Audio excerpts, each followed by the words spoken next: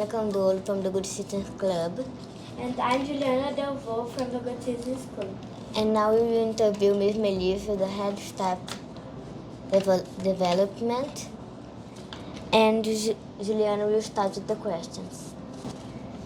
What is your favorite part of working at our school? I think there are lots of things that I enjoy about working at TBS. I think the thing that I enjoy the most is the sense of community. I think from the moment that I started working here in Baja as a class teacher, that was something that really struck me in terms of how warm everyone was, how friendly everyone was. If I needed anything, I knew that I could go to anyone for help. And 5 years later, when I began working in Botafogo as well as Baja, I found the same thing. And so I think, although it's a big school, there's just a real sense of warmth and community that I feel when I'm here. So do you feel good in working with children? Yeah, and I've worked with children for a long time in lots of different schools. This is the biggest school that I've ever worked in, and I think that's why I'm so impressed about the sense of community, even though we're in a school that is so big. Which part of the job do you think is the most important? I do a lot of different things in my role to support teachers and assistant teachers, and they can include things like organising different training opportunities, observing lessons, organising conferences. But within that, I always try and embed moments where teachers and assistant teachers can stop and reflect. And I think that's really important, because it doesn't matter how good the training is or how interesting a speaker is, if there's no opportunity to really stop and think about what you're hearing, how it applies to what you're doing, if you're doing it already, and if not, why, then I think it's a waste of training in a sense. So in anything that I do, I always try and make sure that there's some opportunities for teachers to reflect, because I think that is the most important thing. Do you like to observe teachers' lessons to see how different the lessons are? Yes, I absolutely love it. I mean, I shouldn't say this, but meetings are probably the least fun thing that I have to do as part of my role. The thing that I love to do is to go into classrooms, be with students, and just to take part in the lessons sometimes and observe learning. So that is definitely a really fun part of my job too. How do you help teachers to get better at their jobs? I try and help by exposing them to different types of training that helps them to either learn about what good practice is, or to remind themselves about what good practice is, because we have amazing teachers here, and to give them an opportunity, as I said before, to really think about how they can improve. I think a good teacher, and we're lucky that we have many, is one who wants to always improve and get better every single day. And so I try to help our teachers and assistant teachers by challenging them to try and get better, to think about things that they do well, but also things that they don't do as well as they would like, and try and provide them with opportunities to try and learn how to do that a little bit better. How does your work make the school a better place for students and teachers? Oh, very good question. Whenever I do training with new members of staff, so new assistants or new teachers, I always explain what professional development is. And so it's anything that we do that makes us better at what we do, so better teachers. But I always stress that the thing that we have to keep in mind is that we're doing it for students. So we can watch lots of webinars, we can go to courses, we can take part in conferences and change our practice. But if it's not having an impact on you as students and helping you to get better, then it's a bit of a waste. So I think for students, we as a teaching body are always trying to keep that in mind. And for teachers, I think hopefully they feel challenged and they feel that they are given an opportunity to try and get better at what they do. Is it difficult to train teachers? I would say yes and no. The no is because, and I say this a lot, but I genuinely mean it, I've never worked in a school where people are so appreciative of professional development. There's a real enthusiasm to learn more. And that makes my job easier, because when I'm trying to organise training, if people said to me, oh, I can't be bothered, oh, I don't want to do this, it would make me feel a little bit demotivated. And so I never get that. I think that people are really enthusiastic about training. I would say, yes, it's a little bit difficult, because when I organise training, I try to make sure that it's relevant for each person. So imagine I organise training for PE teachers and music teachers and early years teachers and year 6 teachers, and everyone needs something a little bit different. It's a bit like buying a t-shirt. You couldn't buy one t-shirt that would fit every single person. You'd need to buy different sizes, right? It's the same with professional development. I need to try and make sure that it works for everybody. So that can be a bit of a challenge, but it's a good challenge that keeps me thinking, keeps me motivated. And I think the other no is because I wish I could split myself in 150 ways to support everybody that I work with in Baja and Botafogo, but it's a little bit tricky. But yeah, it's a good challenge, and yeah, so it's a fun part of my day-to-day job. So do you need to like know everybody? Like,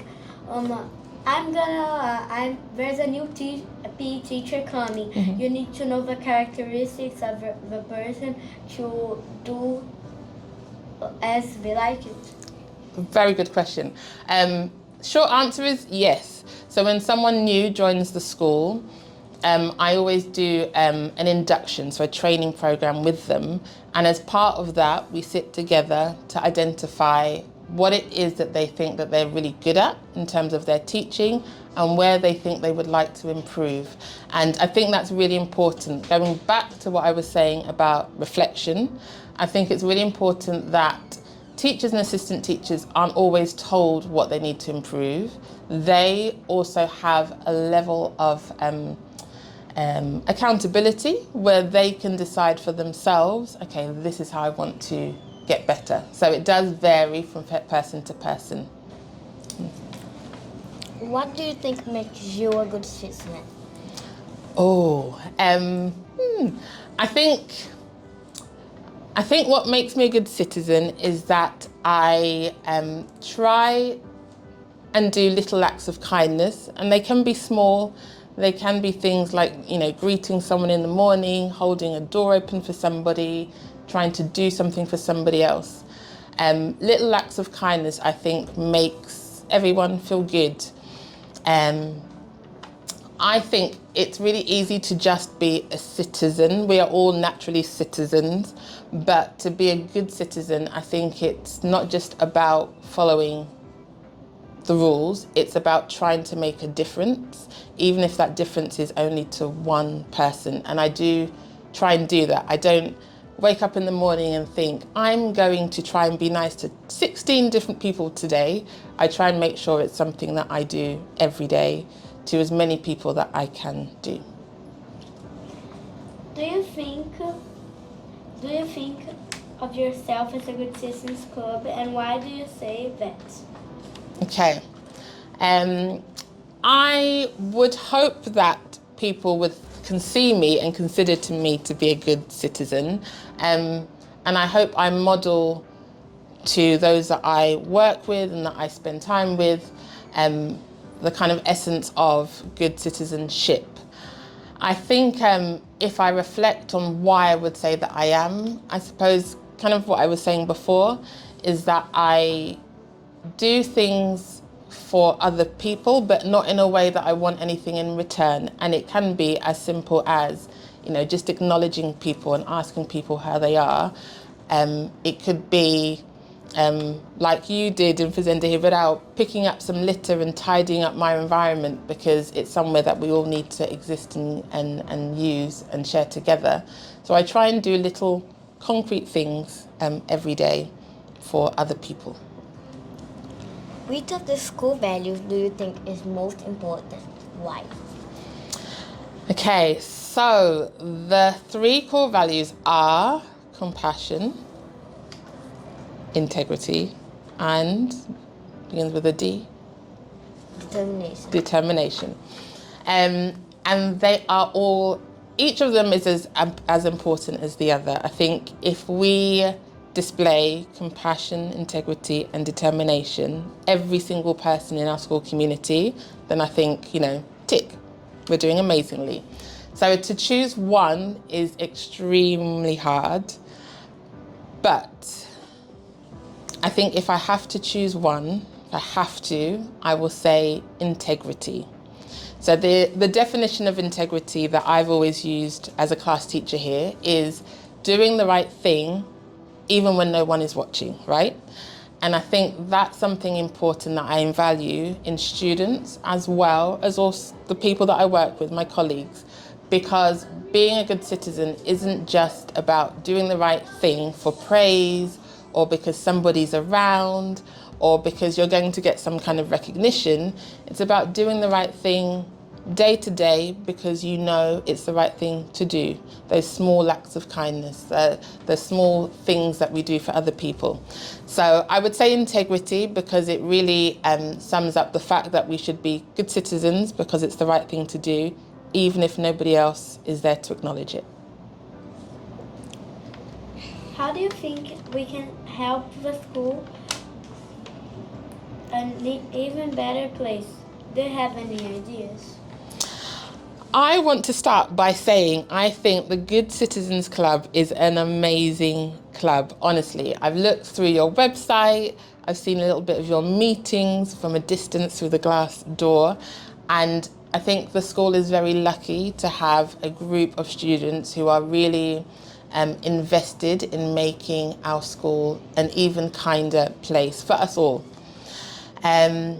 What could you do? I think continue doing what you're doing because you're doing an amazing job.